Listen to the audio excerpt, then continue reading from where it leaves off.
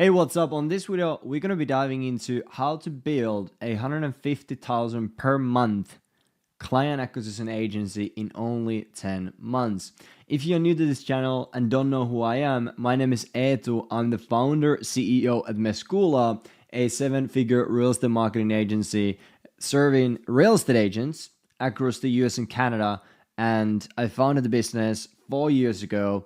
And full transparency, get to 150K per month for us took pretty much 4 years.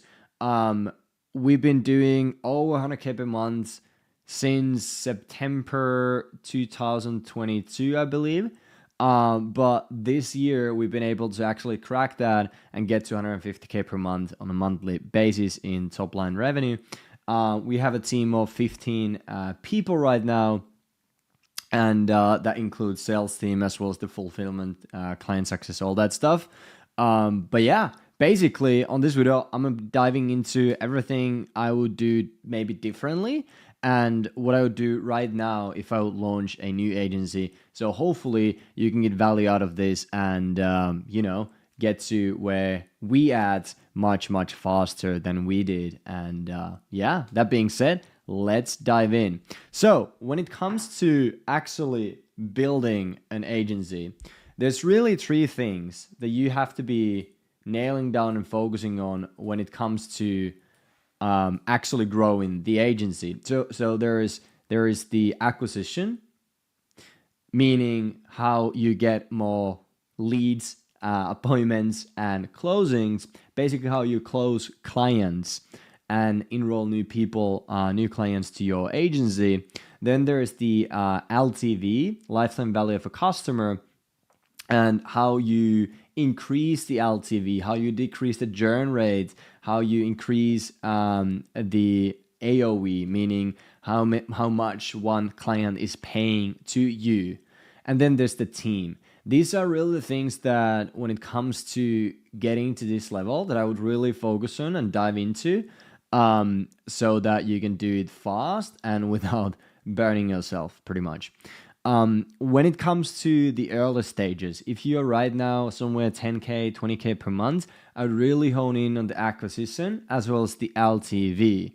LTV on that end, I'm gonna be diving into 3 things that I'm basically focusing on when it comes to LTV and where you should be focusing if you're at that level. Team, obviously, if you're at 10K, 20K, 30K per month, you can do it, and you can pretty much, depending on the niche and all that stuff, you can pretty much scale by yourself to 50K, 60K per month.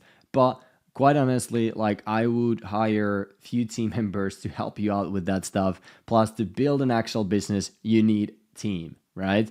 But on this video, we're gonna be diving into these 3 things, and also from a point of view where we at right now and what I feel like and see and know based off of what we have gone through and where we at right now in terms of what type of team you need at this level, as well as how to acquire clients, etc. So when it comes to the acquisition, obviously there is the parts of the marketing and then sales process. So in order for create an acquisition process, you need both. You need the marketing and the sales, and you need those 2 things be in alignment with each other, synced to each other in order for everything to work properly. And when it comes to the marketing, which here I'm dividing to appointment booking, what I focus on, depending on your cash reserves and all that stuff, I would find money to being able to run ads so that you can get appointments and acquire clients. Also, full transparency, me personally, I scale the business to 30K, 40K per month just based off of DMs, outbound DMs, Facebook, Instagram, and LinkedIn. So it is possible. Again, times may have changed, so there are it's a slightly different process nowadays, but still it is possible to scale to 20K, 30K, 40K per month with just outbound DMs.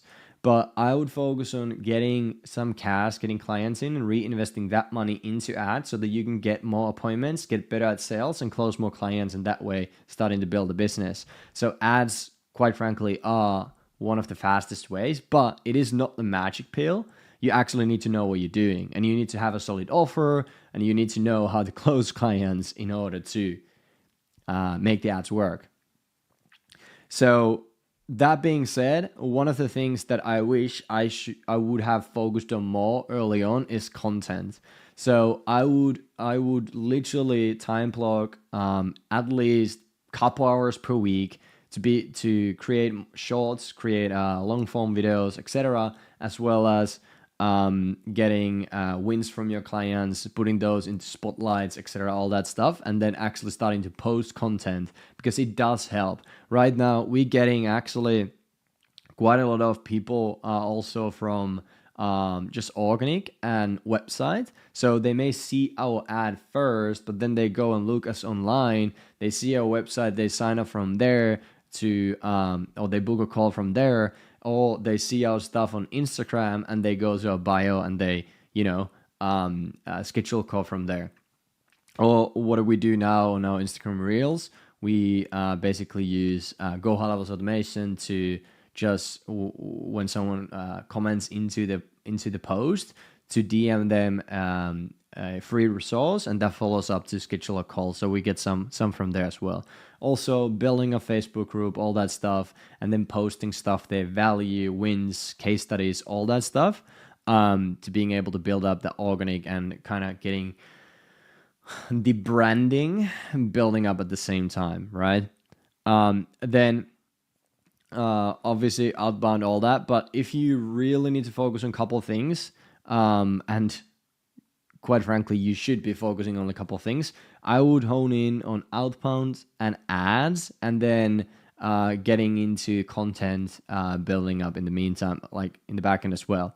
Now, once you are running ads and you get a bunch of leads, and you obviously get people as well who did not book a call, you maybe didn't close, they did book a call, but you didn't close them, or they no-showed, or whatever the case may be, you should be doing some type of database reactivation as well to squeeze the juice out of the opportunities. So you can do just a simple re-offers, all that good stuff. And I'll probably do a video later on as well when it comes to database reactivation, how to do all that stuff and different offers, whatnot. But super simple, just a text blast to your leads in your database to re-offer, or just to ask if they are still looking to get XYZ, whatever the offer was. And from there getting bookings as well. Now, when it comes to affiliates and referrals, again, something I wish I would have focused on more early on. Obviously, if you don't have any clients, or if you have only a couple of clients, a few clients, then it is tougher to do this. But once you have 30, 40 clients and your churn rate is under 10% on a monthly basis, I would really start to get affiliates and referrals working on. And you can find these so-called power partners, or whatever, strategic partner, to basically someone who is a bigger name in the industry, to start to affiliate your stuff and getting clients from there as well. It is tougher if they don't know who you are. But for example, what we have done lately is we asked our best performing clients. First off, they started to do coaching for us. So now they're also affiliates to us and referring clients to us. And I'm personally networking with some other names in the industry to build up the affiliate network from there. Referrals, super easy way to get more cash through the door. For example, a few months ago, I can't remember exactly when it was, maybe end of the quarter, we did like a referral special deal where we gave like a gift card for our clients that they were able to give to their network. And with that gift card, the person who referred, meaning our clients, got was able to create goodwill for their network, and the people who came from that, they obviously got a discount with the gift card, as well as we gave a referral fee for our clients and an extra bonus if they got 2 clients in before end of the month. So we closed 5 clients and over 20K in 1 week just because of that one thing that we did. So if you do stuff like that, you could do it in a campaign, like in a campaign stuff when you do one-off stuff once in a while, or you can build an actual referral program that we now have. Is when clients refer us, they get X amounts and they can build it up, and eventually their whole stuff is free and they get, cash from us. So it pretty much becomes an monthly recurring stuff for our clients, which is pretty cool and helps you obviously get more clients in. The cool thing with referrals is obviously they will close faster, and they will normally also stay longer, just because the trust is there, all that stuff.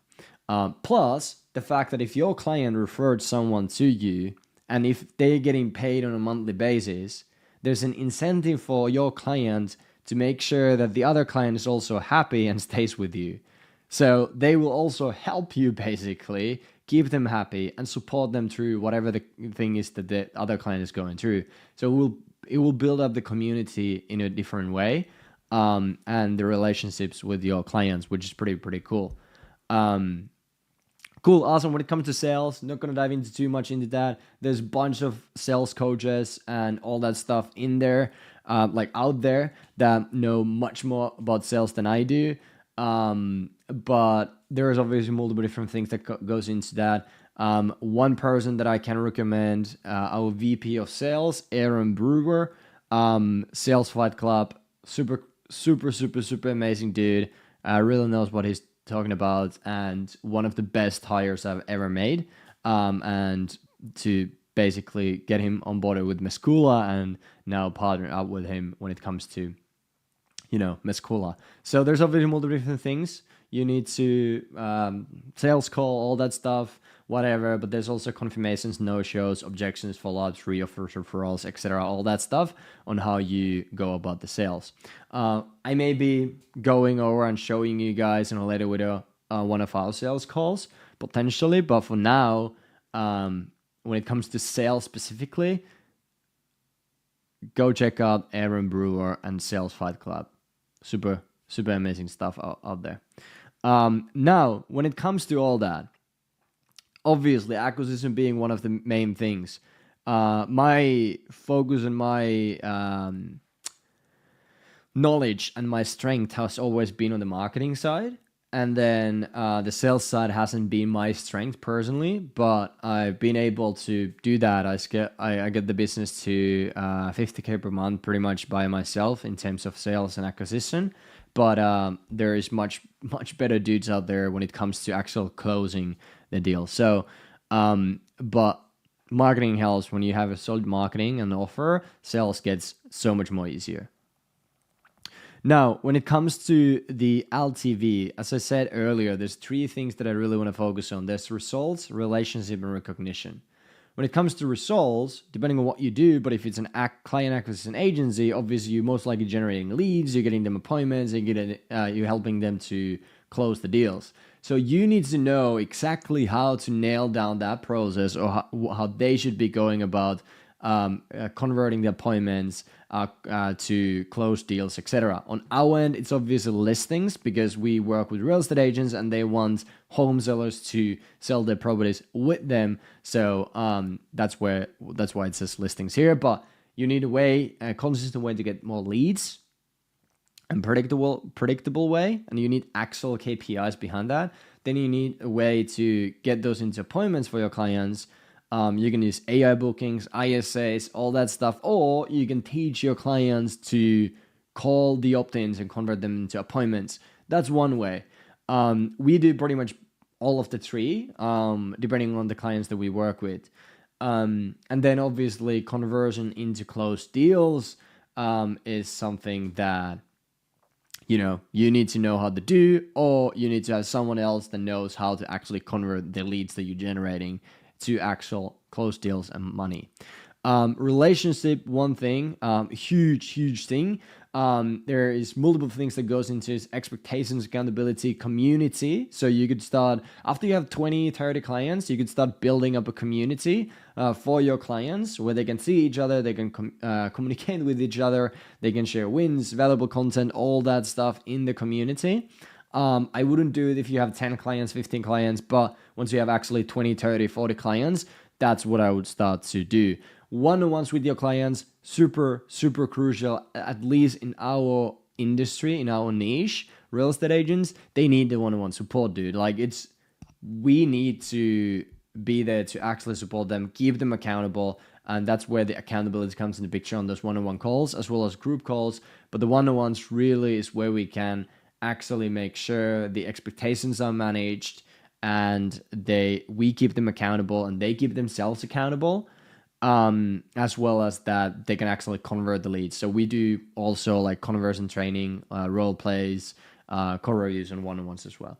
Then what we do, and what I do recommend once you have the community, or once you have 20 clients, whatever, is to start having coaching calls. So either yourself, if you know how to convert the leads, do those coaching calls. Maybe you have a CSM who knows how to do those, how to convert those leads, or you get one of your best performing clients to do that for you, to coach others, or you get someone in the industry who knows how to convert the leads to coach others, and that is a huge factor to the retention. I can tell you, once we implemented coaching calls, our retention skyrocketed. It's crazy. And then university, you're gonna have like how to use the system that you have, how to like more about the process. And that's also one thing. It's super crucial that your clients understand the process, because that helps you to manage expectations and keep them accountable, as well as when they feel down, you can always refer back to like, hey, you remember this is the process, and whatever, right? Like, it's so much easier once they actually understand the process that you are getting them through, right? And then, gifts. You could give your clients, do all that good stuff. So that's pretty cool. When it comes to all that, a huge factor in all of this, when it comes to LTV, is onboarding. How you do your onboarding and how great the first impressions are when it comes to your company, your agency, right? And that I can't stress that enough. It is one of the biggest factors when it comes to LTV. Your onboarding process, how easy it is for them, how seamless and fast it is, and how long it takes for them to get their first win. The first win doesn't need to be closed deal or not even an appointment, but it could be getting a lead, it could be getting ads launched, it could be whatever, but you need to keep them informed and proactively communicate to them in terms of what you're doing, what happened, etc., all that stuff, and creating those small wins, because small wins lead to bigger wins, and that way, they will love you, basically. So, for example, on our industry, we cannot get a closed deal in 7 days. We cannot get cash into them in 7 days, not even a month, right? Because this is the long-term sales cycle. So we have to create smaller wins. We proactively communicate when they come in. We call them right away. We create a win just out of them signing up. We communicate to them once we go live, and we communicate to them once first lead comes in. We create that a win. We create a win when they hop on to a first coaching call, first one-on-one launch call. We always find wins, even small wins, because that will help them keep motivated and actually seeing that things are moving forward. They see the progress, which helps them to believe in you and actually trust in the process. And once they trust in the process will be good for them, right? But that's one big factor. Recognition. What we do is we do agent lottery, and actually, quite transparently, you probably know who's Matt Shields. I got this from him, agent lottery. And we basically get people to post on our community and hashtag agent lottery, and then we end of quarters we basically do agent lottery for them, so they can win stuff based off of, we spin the wheel, all that, based off of like how many comments, and we have a leaderboard, all that stuff, and top 3 gets to spin the wheel a few times and win some cool stuff. For example, last quarter, 2 of our clients won a free buyer legion for 6 months for free. Crazy stuff. So you can just imagine how happy they were, right? And you can imagine how much more likely it is for them to stick with the main program just because they want that free stuff. So it's pretty cool. Agent of the month and quarter, we started doing this year pretty much. So we do like a player cards, like a baseball player cards in a way, based off of like their inputs, their appointments, their closings and listings and all that stuff, and who showed the most sisu, which is our company's number one value, pretty much translate into English as grit. There's really no translation, but it's a Finnish term. Basically grit, never giving up, getting after it, all that good stuff. So we do those as well with our clients. All of that helps. Obviously, when we dig deep and go in depth on this, which we will do on this channel, there is much more that goes into it, and there's technicalities, there's all that good stuff, there's strategies, whatnot, that we want to be diving into. The last thing I want to talk about today is team, okay? So when it comes to team, really what you need is you need support people. So you need someone who potentially is doing a bunch of the onboarding stuff, like the manual setting up workflows, automations, the campaigns, all that stuff, whatnot. As well as someone who calls your clients right away when they sign up. That could be, for example, yourself, or it could be a CSM, or a junior CSM, or whatever the case may be. Then you need a CSM, someone who talks with your clients. And at this level, when you have hundreds of clients, when you have 200 clients, whatnot, like you do, I feel like you do need 3 to 4 CSMs and a couple media buyers to manage that amount of clients. Later on down the road, you can promote one of the CSMs being a senior CSM, for example, who pretty much manages other CSMs and trains them on a day-to-day and make sure everything flows the way we want them to flow. For example, our senior CSM right now, she doesn't have own client anymore, but she manages the other CSMs, helps them on a day-to-day basis, supports them, as well as is in charge of the onboarding, so new clients coming in, right? So everything flows and all the admin stuff, whatnot, like everything just flows. So that's something I do recommend, and and that's the way how we did it. So promoted a CSM who is more like an operational. She has like a more operational brain. So that's what we did. Cool. Then you need someone who's jack of all trades, who could help with agreements. You could help with, any admin stuff really. When it comes to CSMs, media buyers, sales team, all that stuff, that's what I do recommend having. And then an admin, so someone who, does all the admin stuff. Obviously, when it comes to sales team, you need most likely 2 closers, 2 setters, depending on the funnel that you're running, depending on the source that you're getting your leads, etc. You may need more setters, you may need more closers, whatever the case may be, but that's pretty okay setup in terms of getting to 150K per month.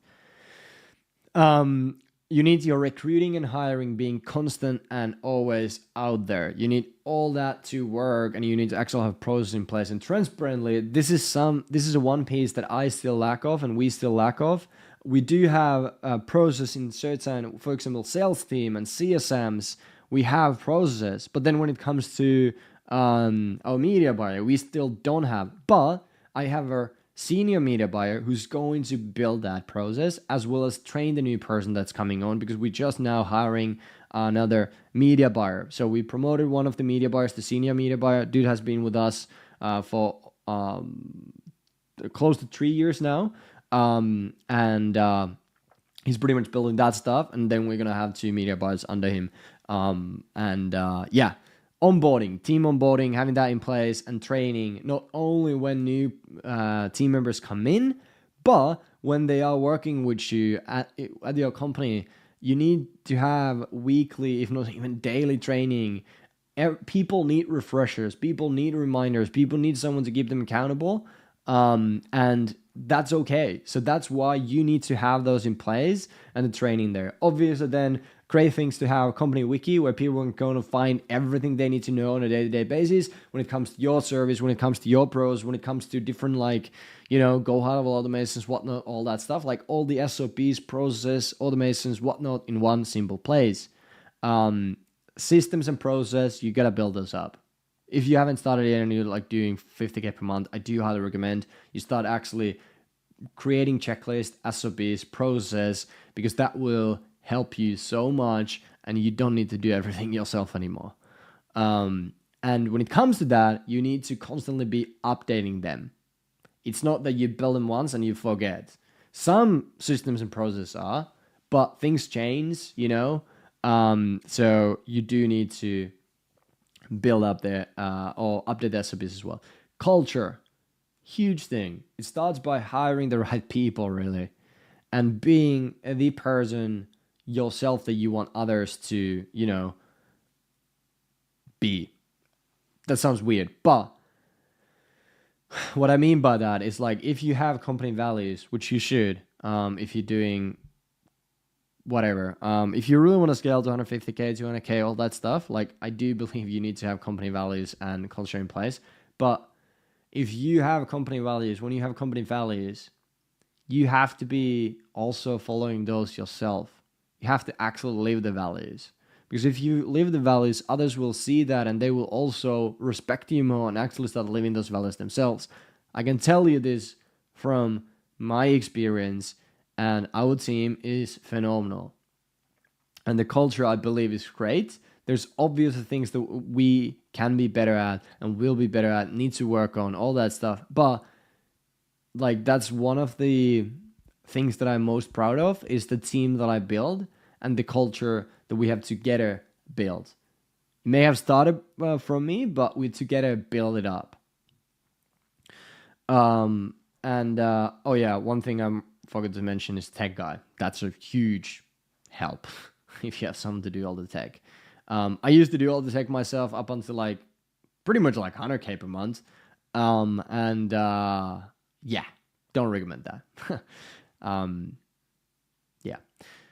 When it comes to culture, there's obviously multiple different things: vision, mission, core values, different remote activities. We're hosting like an optional team remote event, which is we're just gonna have fun together as a team remotely. Our HR assistant is building that up.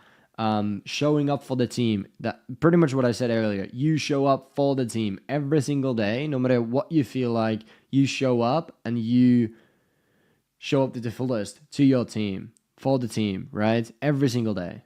Not just one day when it feels good, but every single day you have to be showing up for the team. It's not that you hire a person, then they do everything and you can just like lay down. If you actually want to build a business and build a team that drives the business forward, you do need to show up for the team. That's my belief. I may be wrong, but that's my belief. EODs, end of day reports, daily huddles, weekly meetings, monthly meetings, quarterly meetings, weekly accountability reports, OKRs, objectives and key results, as well as KPIs, key performance indicators. Super crucial to keep your team in alignment and always knowing where to focus on. And quite transparently, up until this year, I was struggling on all of these things. I still am at some of these and at certain levels. But I've been focusing on this and I have acknowledged that this is something I need to get better at so that we can actually get to 200, 300, 400, 500K per month. And that's why I'm right now putting most of my focus here. And one of the other things is content that I'm focusing on, as well as obviously training the team. That's few of the things that I'm as a CEO focusing on the most right now. But that's pretty much it. There's obviously multiple things that I covered on this video. I didn't go too in depth on some specific one here, but these are the things that I would be focusing on, or that I feel like you need in order to build a 100K per month client acquisition agency in 10 months. By the way, where the 10 months come from, let's say you have two closers and both of them enroll 10 clients per month, and you have a 6K product and they do 30-day payment plans, 3K and 3K. Both of them close 10, you close 20 clients per month. First month you do that, you take in 60K in new cash. Second month, you take in 120K in cash, right? And then while you build that up, after 6 months, you have basically enrolled 120 clients. And if you renew 30% of them to $997 a month, 6-month contract, that's pretty much what we do. We do also have a new product that came in, like Done With You, $497 a month. But you do that after 10 months. On your 10th month, you basically have 30K monthly recurring revenue plus 120K from sales team coming in. So 150K per month if you just keep your acquisition consistent every single month. That's probably what I would do. Obviously, it's not that easy. It's not that straightforward process because there's so many different things, but I would start with the acquisition, making sure that's nailed down, the offer, all that stuff. Then I would focus really, really, really much on the LTV and the product, the service, etc. Starting to hire team members, training those team members, starting to build a team and SOPs, all that stuff. Giving all the things that you do on a daily basis to the team and starting to continuously train them, building up the team, scaling up the acquisition, and then it's pretty much rinse and repeat. Obviously, now when we go and grow from here, there's multiple different things and stuff that I don't even know yet, but this is what I would focus on when it comes to building 150K per month client acquisition agency in 10 months. For me, as I said earlier, and for us, it took close to 4 years, but we at that level right now, and it just upwards and onwards from here. So hopefully this was helpful and valuable for you.